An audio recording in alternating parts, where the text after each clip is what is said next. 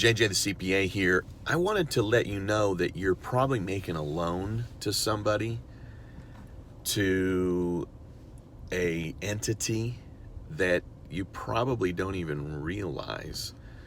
So most Americans are doing loans and they don't even realize it. And guess what? You're doing a loan that's interest free, meaning you're not even making any money off of it. Well, what am I talking about? Refunds. So if you're getting an IRS refund, you're giving an interest-free loan to the government. It's not a Yahtzee time. It's not money falling out of the sky. It's not time for confetti. It's not a minor lottery winning. It is your own money.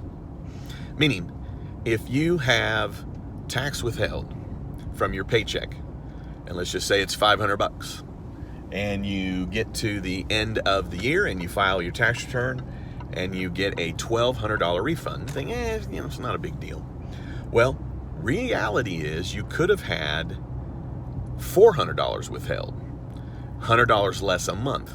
And then when you filed your return, you'd be at break even. Now, you know what I hear a lot from clients is, I don't like to owe.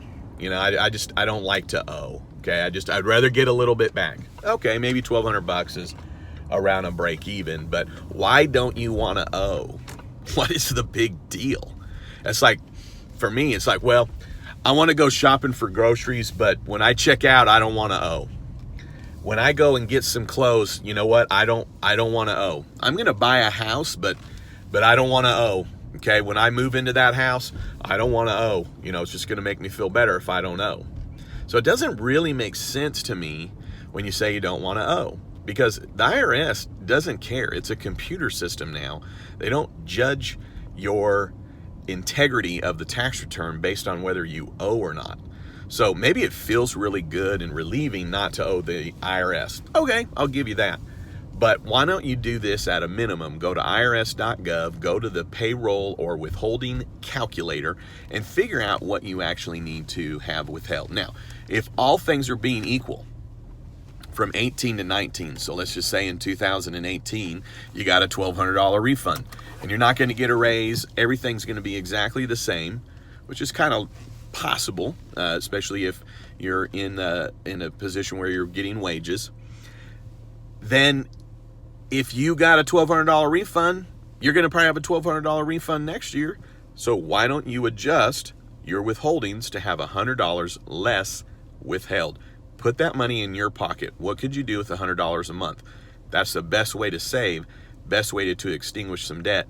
Put that money into savings yourself, because a lot of times once you hit refund time, there's always something that you're going to apply that to, and it's typically not debt.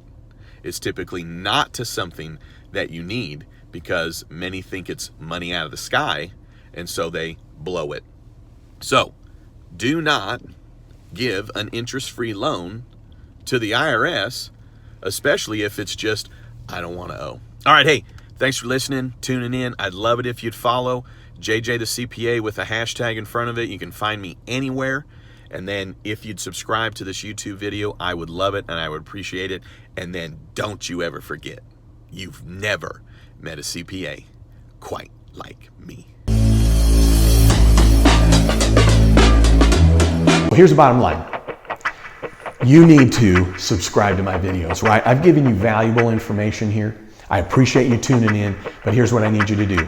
A favor, click subscribe, check out my other videos, and then don't you ever forget, you've never met a CPA quite like me.